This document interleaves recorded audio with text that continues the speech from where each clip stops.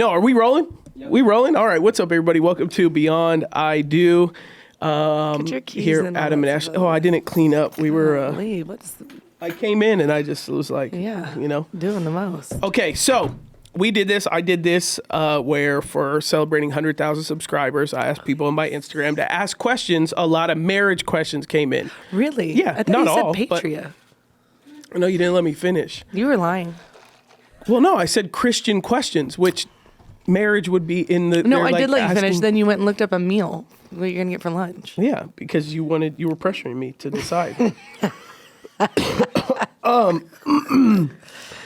of that happened. So a lot of questions came in: Bible questions, faith questions, spirituality questions. Then a lot of questions people wanted to know about, like maybe they attend our church and they had questions about our church.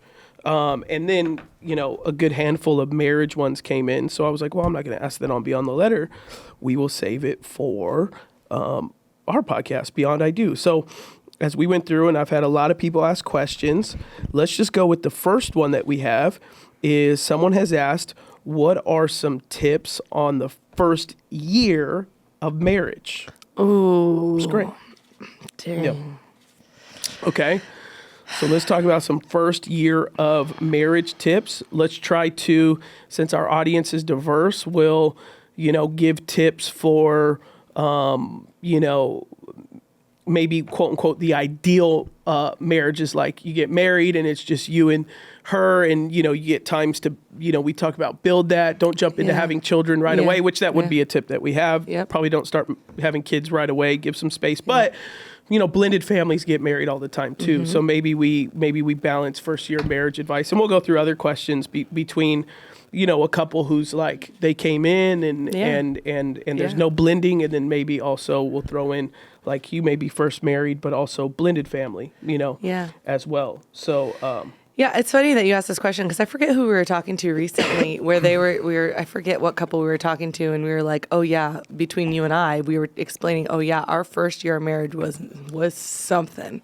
And they're like, our first marriage was blissful, but our second year was awful. And we're like, yeah, because you got out of your quote unquote honeymoon stage, you allowed it to last a whole year, which is great for you. Yeah.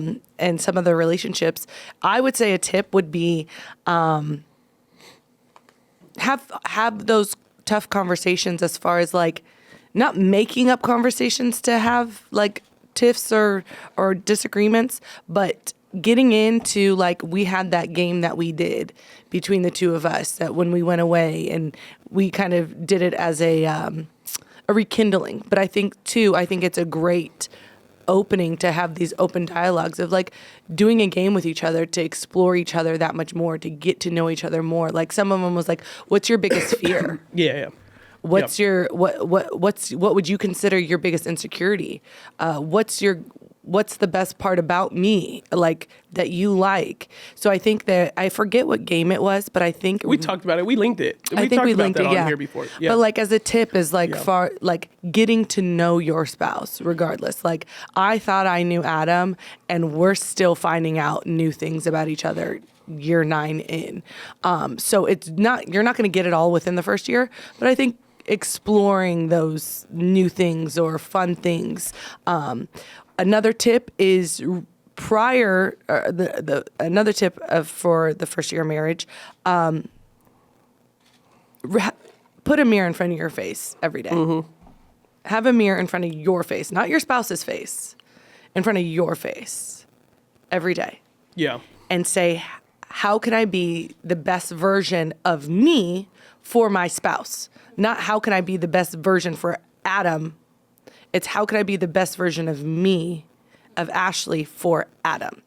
And that's having a self-reflection every day. That's something that I know I didn't do, is being mindful of the selflessness that I needed to go. I needed to wake up every morning, and I'm choosing to be with you every single day in my actions, in my speech, and the way that I act. And I think that would be a tip. Put a mirror in front of yourself and really look at yourself and say, am I the best version of me in order for this marriage to succeed? Yeah. I would also say in your first year, get into life-giving community as fast as possible. People that will, tell you the truth, pray for you, lift you guys up. That was really pivotal for you and I, is that as we started to allow other people to speak into our lives, to have that, have great spiritual mentors. So I would make sure as best as possible, assuming, this is a Christian couple question, make sure that you're both pursuing to be equally yoked. Yeah. So make sure you're both spending time with the Lord. Make sure you're both doing your part in your relationship with Jesus. Make sure that, I would say, you're active in your local church. Make sure that you're starting to build habits, because what will happen is life will get really busy. You either have kids already or you add kids to the equation. And, if you didn't structurally start to build up habits at a really early time, right, married, then all that stuff will the busyness of life will overtake right away. And so, like, I even know for us, like, one of the things we had to address was in our first year of marriage, really our first 6 months, we didn't really address any of the kind of junk from our past. Right. And so we just said, like, oh, we're Christians and Jesus took the wheel. And it's like, no, you and I both individually, before meeting each other, made really poor decisions relationship wise. And we even counsel people that in the relationship, they made poor decisions. So I would say, if you're stepping into your first year of marriage and you both didn't keep yourself for marriage, or you guys were living with each other prior, well, making godly decisions doesn't just erase your past. No.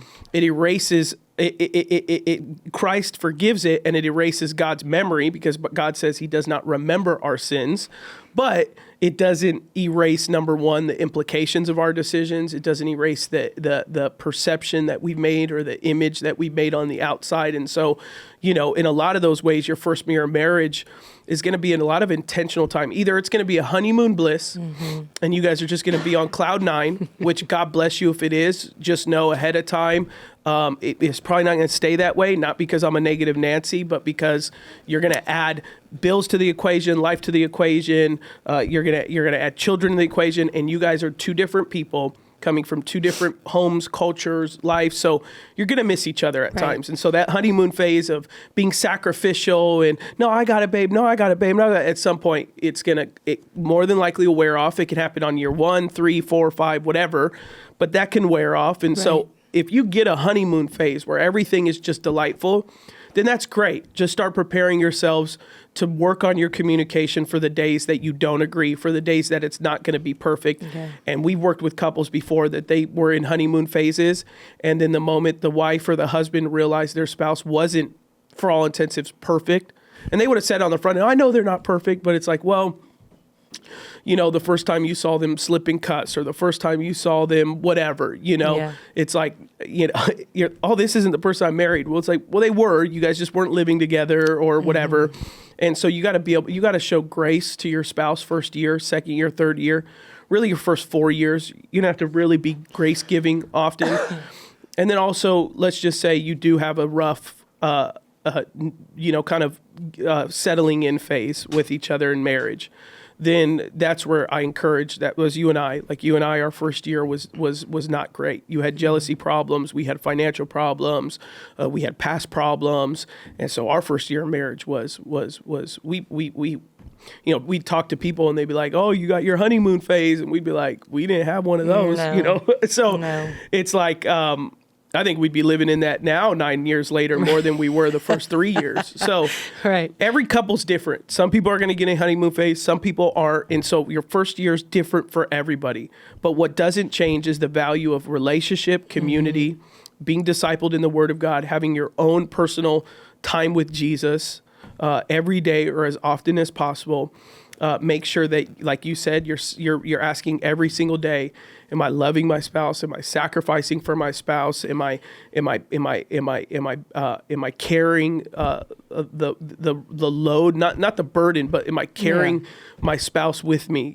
As a husband, I'm asking myself, am I pouring to you as a godly man? To you as a wife, it's, am I showing an example of submission to my husband? Am I letting him lead? Am I letting him be the voice? And so your first year of marriage is going to be a pivotal time where you solidify a biblical example of what kind of healthy marriage is. Not going to be perfect, but those were what I would say is the steps forward to it. Yeah. You got anything else? No, I was just going to say the same thing that you're saying for just the first time married. I think that goes along with the blended families as well. I think all of those can still be attributed in and can be something that both sides can take in.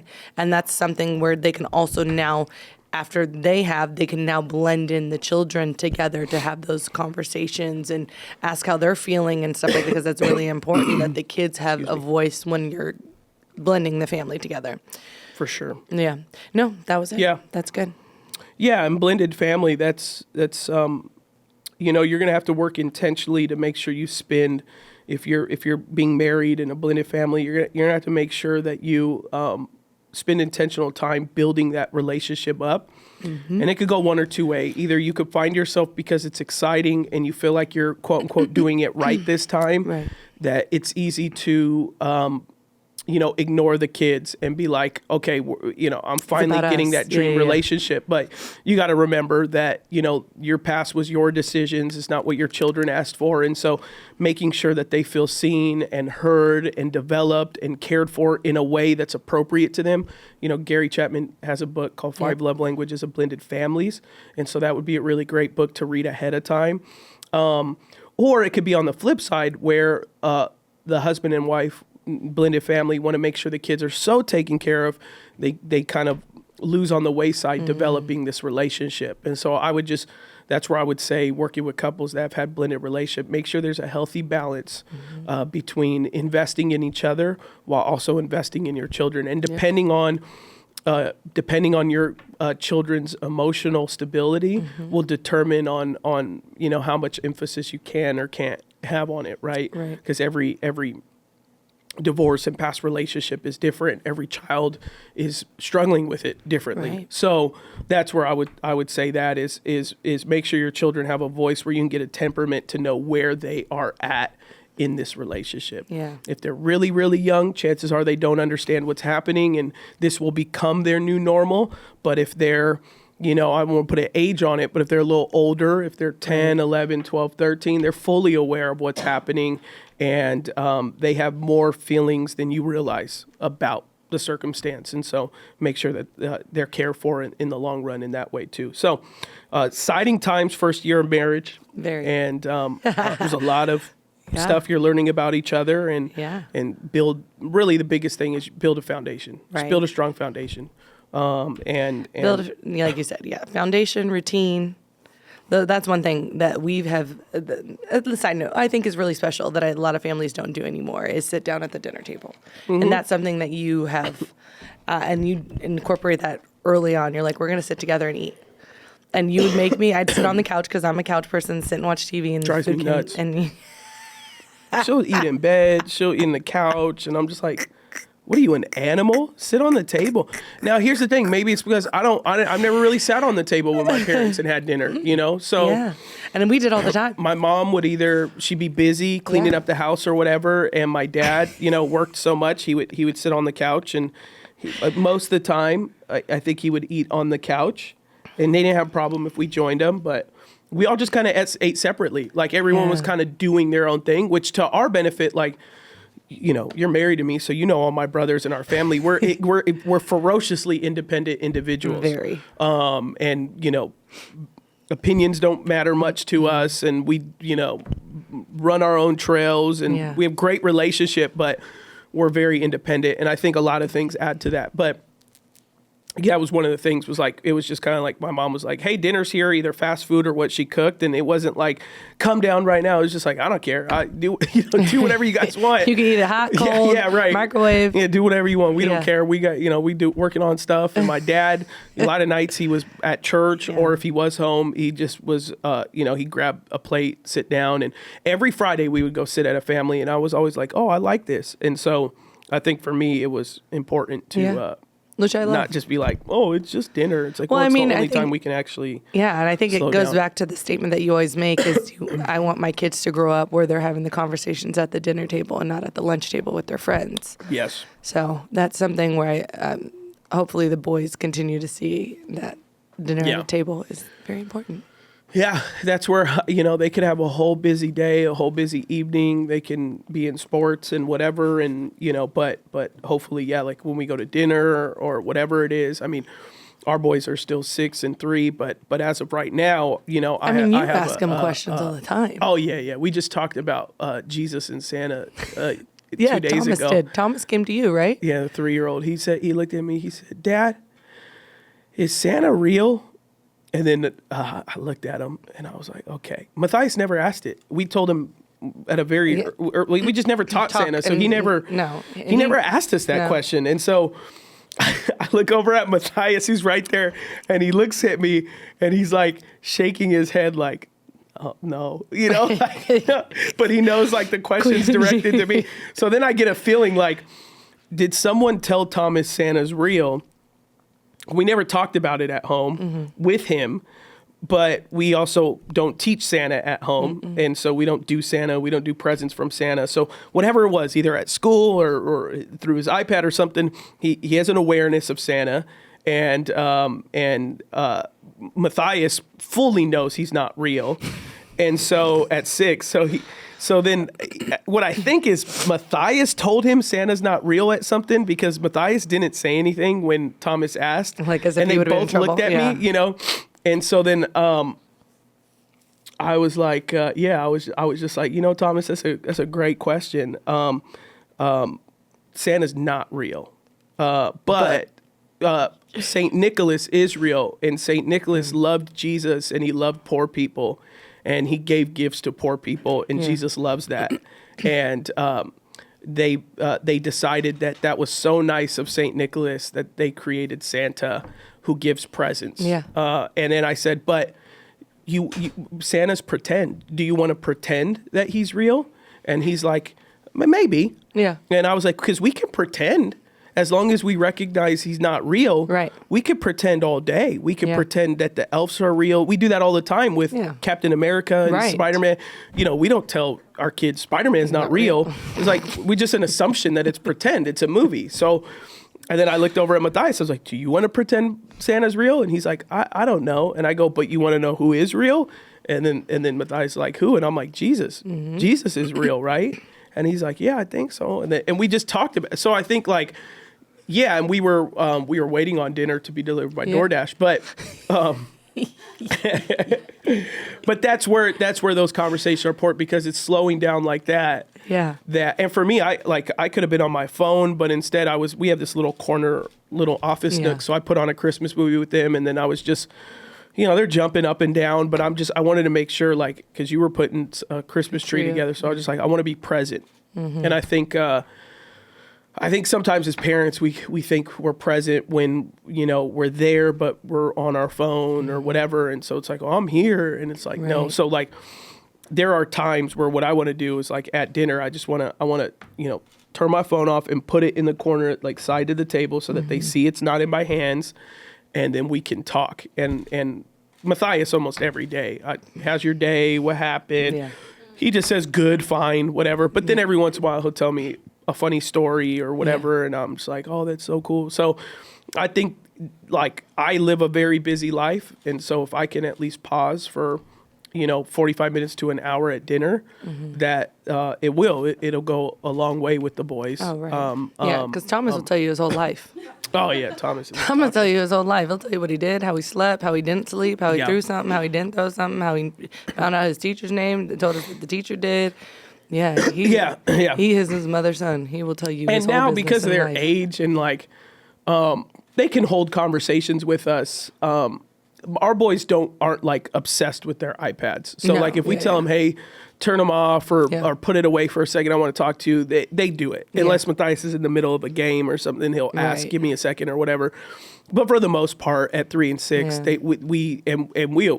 they were obsessed with it, we would take it away. And we've taken away their iPads for 30 days, multiple 2 times. weeks. Oh my gosh, yes. They get in trouble. So almost in the trash can. So they get like, if they get in trouble at school, it gets taken away, and it's happened as early as like 4 years old. So they realize there's repercussions for. But the hard part about it for Matthias is like, not to say that taking his iPad away, is that he's so creative.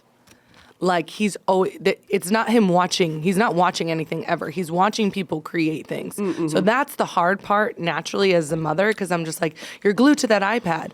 But then he went in Minecraft the other day and he built this whole town and house and showed me his bed and laid it out. And I'm like, oh my gosh.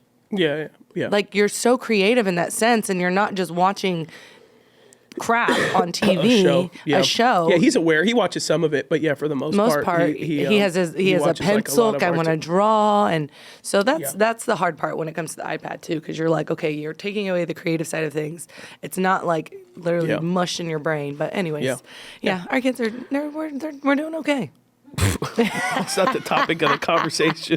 Well, sometimes we feel like we're utterly failing, but that part. when they middle finger somebody or something like or that, say a word, or say inappropriate words, it's like, okay. Tip, I guess a tip. Then give yourself grace as parents. right. Ashley just hyped herself like, we're doing good. I'm like, yeah. After like the past week, they've done a million wrong things, and all right. Okay, so that's a great one, and there's a bunch in here. I'm trying to find them because they're mixed with a lot of other things. Okay, stay on topic, Ashley. Stay on topic. Right. I'm like, where'd you go with that? I don't know. There's a grief one here, which you wanted to do an episode of that, which we might do tomorrow. So there's a grief question in marriage and family. Oh, perfect. And so, oh my goodness, I saw them all. Where are they? Oh, here it is.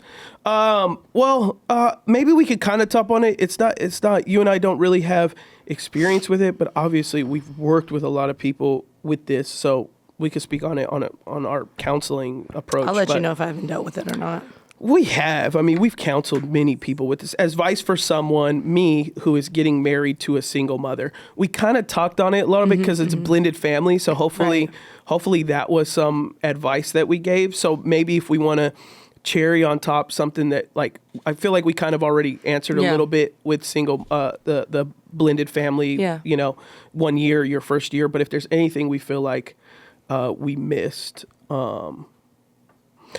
here's what I would say, and I want people to hear me for it, because I think I even went viral for it or something like that, because I talked about single mothers mothering their husbands. But what I would say is, as a man, if you are going to marry a single mother, you depending on how long she was a single mother, you have to recognize that, I don't know if she's ever been married before, so I don't know if this is a second marriage or she was a single mother and just was in a dating relationship, whatever that is. There's just like a lot of context that's being missed. But what I would say is, one of the things that you're going to want to do as a man, and you got to hear me when I'm saying this, is relatively early on, you need to develop your voice for the household. Because in a lot of ways, potentially, and it's different for everyone in every different context, but let's just say in your context, it's a mom and it's her child or children, and you're coming in. Well, for all intents and purposes, especially if you're not bringing your own children in the equation or whatever that may be, even if they're moving into your house, there's an established culture, there's an established, family thing that it's gonna feel like consistently at times that you're an outsider. And it's gonna consistently feel like for her, she's been in mommy mode because she's had to hold down. If she's a single mother, and depending on what degree she's a single mother, the father could have been active, could have not been active, but either way, if it's majority all been on her, then she's used to just getting it done, handling business, getting to work, getting child to point A to point B. I mean, single mothers are like, they're superheroes, like in a lot of ways. I sit and I'm just like, man, you get it done. The only problem is when you're no longer a single mother, it's time to put the cape down, and it's time to embrace your feminine, femininity, your biblical femininity, your feminine energy, whatever these words they call nowadays. But you need to go from mother and dad, not saying that he needs to jump in and be dad right away. No, he needs to develop that relationship, and that'll come in time. And so I'm not talking about being the disciplinary early on as your voice. What I'm just talking about is, in your first year, going into a household with a single mother, start developing your voice. start developing your decision making, start developing your relationship with the Lord, so that there is a structure in the household. Start setting some. Now, obviously, you invite. You're not perfect, and so in our own marriage, Ashley can check me and give her opinion to me, and give me her thoughts and all that stuff. That's all welcomed in our household. But at the end of the day, Ashley recognizes that, hey, Adam leads this home. Adam is the direction one for our home. I have a part to play in it. But if there was a plane, Adam's pilot, I'm co-pilot. And so what I would say, stepping into marrying a single mother, start to build, because this is biblical for us, that people may not be Christian. You're like, I don't get it. It's like, but this is a biblical model that God has given us, where the man is the head of the family, Christ is the head of the church, and God is above all of us. And so for a man, you should be in the pilot seat. She should be in the co-pilot seat. As a single mother, she's going to naturally feel like, I need to slide into the pilot seat because I've been doing this with my child for so long. And so you need to just give some space for her and the child to build trust with you. So don't jump in right away and be like, I'm the alpha male, I run this household. Which we had young men who have done stuff like that before, and we're like, no, don't do that.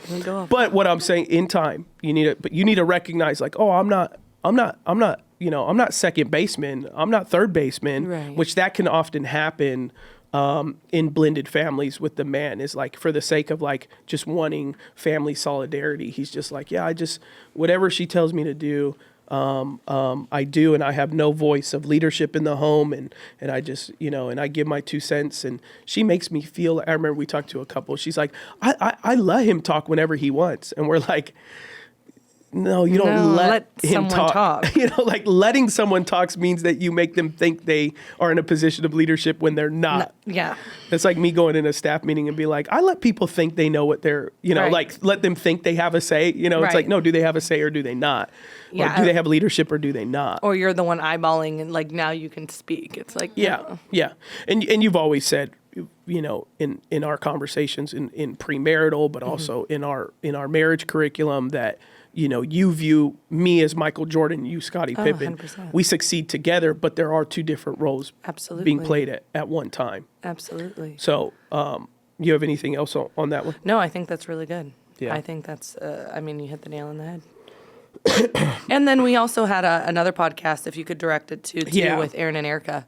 We've done so many great blended family Yeah. ones. So if you're listening to this and you have blended family questions, we've done quite a few, and so you could go find them for sure. And those are great. And it's coming from people who have actually blended families. You and I are going from counseling experience, not our own personal blended family.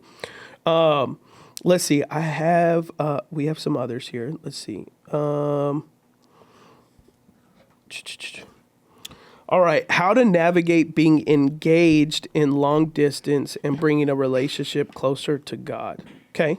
So this couple's engaged. They clearly live away from each other, and they want to bring their relationship closer to God, it appears. That's tough. That's tough, you said? Well, I'm saying in the sense of like, because we've always talked about like in the engagement, even in our engagement process and stage, we did one Bible study, and that was it. But as far as getting closer in your relationship, it's all dictated on you personally. So whatever your expectation is and whatever your relationship is with Christ, that should be dependent on you. Well, no, we did one. Well, yeah, you're right. But we did one Bible study when we were dating. When we were engaged, we could have done as many as we wanted. But we didn't. We just didn't at that time. Right. But you kind of understood it at that point. But we could have started doing Bible studies when we got engaged. Okay. You just didn't. I was you over just weren't interested in it anymore. You wanted it when you were dating, and it was all romantic, and it was whatever. Blah blah blah blah blah. You led us into this horrible first year. Then yeah, exactly. I probably did. No, we could have unpacked not probably. I for sure did. The friends that I picked and all that stuff. But so. Yes, I mean you said it, but like Bible study. Do a once a week study together through Zoom. Pick don't just pick. So what tends to happen is like when we start to get married in a relationship, we listen relationship stuff. It's like, let's do a relationship Bible study together. It's like, well, you're in the relationship. Go to some meteor, like study some meat. Study a book of the Bible with your person you're going to be married to. Study, like, don't study stuff on relationship. You're in it, and if you invite godly wisdom and counsel, like, your relationship's going to be okay, and you focus on Christ. So, like, build your knowledge of the word together. So that's where I would say, like, study, do a devotional together, but do on through Zoom, but don't do it on relationship. Do it on like 1 John. Do it on, like. Or even what you could do is, if you were part of Patreon long distance, what you can do, you guys watch the sermon on Sunday, and then talk about what you guys got from the sermon. For sure. Yeah. Patreon. Yeah. You can watch our church, Patriot Church. You can watch any church you guys go to, or if you go to a different one. But yeah, you can, because I know a lot of people. Sermon I know even couples now. They said, like, we talk, or we listen to the word even on a Sunday, and then we talk about it on the way home. Like, what did you get from it? Because most of the time, people go to church and then they get what they get, and they don't tell anybody what they got. And so it's like, normally when you go to church, there is either conviction, or you sit there and you're like, oh, okay, that was cute. It wasn't for me. But majority of the time, it's for you. So unpacking that with your spouse, I think, is just intimate in itself, because it's really exposing what God shared with you in that moment, and how your spouse could either help it, encourage it, pray for it. So I think that's a good one too. Yeah, you could do. You can pray together on the way to work every Monday morning. You could pray nightly before you go to bed. So you call your fiance up and take turns, praying. So you could experience that together. And so you could do daily prayer together. You could do once a week prayer together. But I would say that is like, call each other up, pray for each other. You could do like the Bible study devotionals. You could, trying to think of some other things. You can obviously read a book at the same time, but not just like through Zoom. You could be like, hey, we're both going to read this book, and once a week let's reconnect, and then let's talk about it, So there's tons of great books that can, like, you could read, any book by John Bevere, you guys both would love. It's like, read any John Bevere book, Bait of Satan, Awe of God, you read any of those together and talk about it. You could, read, there's so many great, thoughtful books that will provoke conversation that would, John Mark Comer does one called Ruthless Elimination of Hurry. I think that's what it's called. And so there's tons of really good, what you would call spiritual formation books that you could read independently, but use them as talking platforms. Their question was only growing closer to God, which is right. We could talk about other practical things, but that wisdom is everywhere. So those would be just some immediate things that come to the top of my head. Yeah. All right, let's do, what do we have? We got, how much time do we have left? So we're at 30. Oh, okay, cool. I just want to make sure we're on time. Yeah, we started late. Yeah. Okay. So that's why I was looking at the clock and I was like, wait, how long have we been going? How do I get my wife to worship with me? She loves God, but she is shy to open up.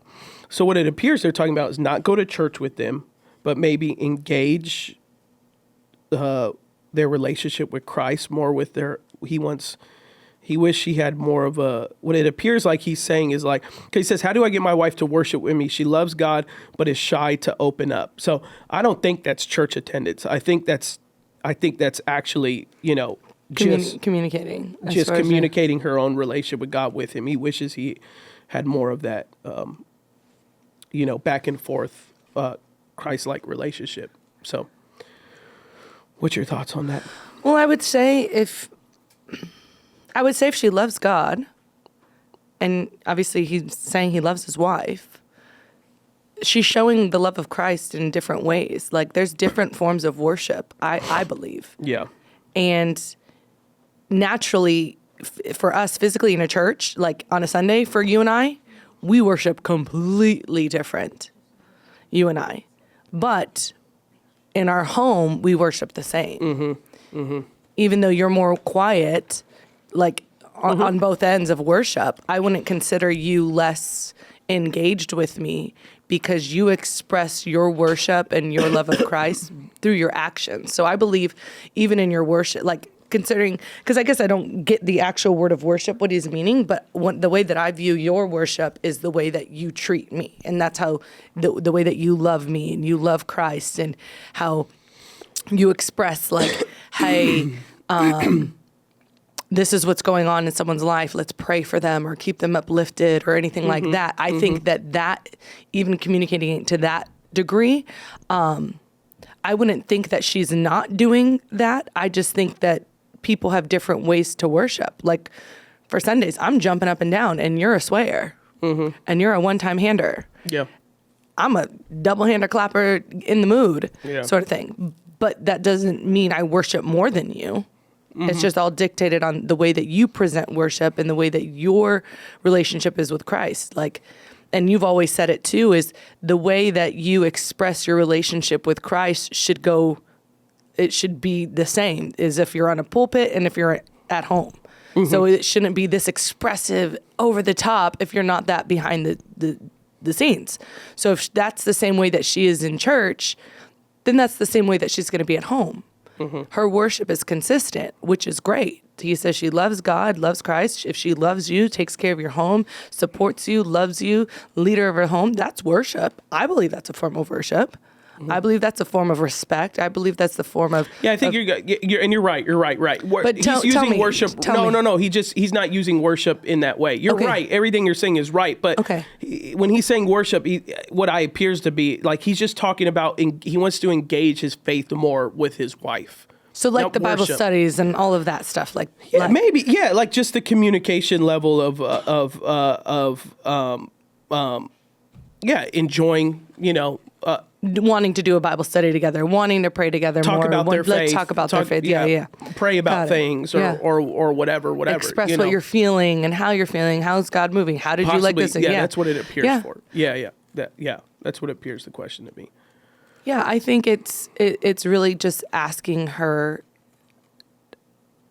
what is it that, because sometimes I'll say this, and I'm not speaking for her, but sometimes it's not that we get shy of who God is or shy of our faith. I think we're just, I don't even say not confident. It's wanting to make sure that what we say is in alignment with how we feel, if that makes sense. Well, yeah, the reality is like most people I talk to, they relatively feel that their relationship with God lacks at all times. Yeah. Even for people that read their Bible or go to church, and you know, people come to me all the time and then just be like, Pastor Adam, I feel like I'm so dumb when it comes to the Bible or the Word of God. And you know, we have some really good friends who come to church every week, and she always says like, oh, I just don't talk about it because I just feel so foolish when I like, she shares her faith with people, but like actually talking about the Bible or God, she's like, I just feel like I struggle with articulating it. So that's why I'm quiet when other people are talking about faith. She like doesn't want to throw her hat in the ring because she's like, what if everybody looks at me and just like, well, that's so ridiculous. So there's this there's this fear of like, I don't know that I love Jesus and I believe in God and I believe all these things, but there's a timidness around re-articulating and all that kind of stuff like that. And so that could be her perspective. And depending on the husband, I don't know what his relationship with Christ is like, but if he does have a very strong, boisterous personality, she may feel like, he's got it figured out, or I don't want him to look at me foolishly or whatever that is. What I would say is if she's consistently shy about everything else, she might just be an introvert. But if she is really like a yapper, and then she shuts down when it comes to faith, then there might be some engaging conversation to be like, hey, what, I'm going to do this Bible study. Would you do it with me? Or like you said, driving home, talking about the sermon. Hey, what'd you get from today? Not reteach me what stuff. Right. What'd you get from today? What do you take away? Man, that's awesome. And just what I do is like, just like anything else, when someone is new to learning something or new to expressing something, they just need a lot of praise and a lot of encouragement. So, like even for you, like when you, because early on you'd be pretty intimidated to talk about, church or faith around me, because you're just like, oh, you know everything. you know the Bible and you know this. What would I have to add? And so. Right. When you would talk about stuff, I'd be like, "No, that's really great. That's really good. That's great perspective. You still that's do a that great question. You still do that to this day. Yeah. You're like, stop doubting yourself. Yeah. Yeah. I'm like, oh yeah, that's a great thought. Or that's, and sometimes you'll be like, oh, did you know the Bible, blah, blah, blah. And I'll be like, yeah, I mean, I did, but it's awesome. You just learned that, like, that's great. I'm not like, you just learned that now. Oh, how long you been a Christian? So I think also being aware with your spouse, your words, your spouse is not dumb. They're not stupid. They're not behind, like if they're starting to engage their faith, celebrate it, encourage them, encourage it, continue to ask them discovery questions about what it is that they're learning and stuff like that. And, don't, always just be like, yeah, we already knew that, or that's not what the Bible says, or whatever that may be, right? Like if you would have back in the day been like, yeah, we're 2 or 3 more gathered, he's in the midst, I wouldn't be like, Ashley, that's so dumb. That's not what it means, blah, blah, blah, blah, blah. At a certain time, I'd probably just agree and be like, oh yeah. And then at another time, I'd probably be like, hey, the verse doesn't really mean that. And here's what it means, so there's a way to walk in grace. So for him, I just encourage him. Number one, look inwardly, like, what kind of space do I allow my spouse to learn and grow without me coming off maybe as a know-it-all, which that's how I could come off. So that's why I always just want to be more celebratory and stuff like that. And then also like, ask softer questions. A lot of times we think, oh, I want my spouse to engage, so we're going to study the book of Mark, and then I'm going to ask them questions about the book of Mark. Like, no, maybe as you read the book of Mark, be like, hey, like, was there ever a time you didn't trust God in an area in your life? Like, you ask more friendly or thing that like your wife could feel like, well, I could answer that. Right. It's not a theological question. Right. And then she can grow her confidence. Because I say with people all the time, they're like, it's stupid, but here's my opinion. I'm like, no, it's great. Like, you should talk about that, Like, right. Don't be so timid. And you are going to get it wrong. I get it wrong all the time. Yeah. And at times people be like, hey, that's the wrong verse you quoted, or that, and when I'm preaching, I don't tend to make that like mistakes like that because I studied and I'm presenting. I mean, I have before, but like not regularly. But on an individual level, like when I'm just talking to my friends or whatever, I make mistakes, or we go like, that story. Even you talk to pastors who've been pastoring for decades. They're like, I can't remember. It's when Joseph, he did it, so we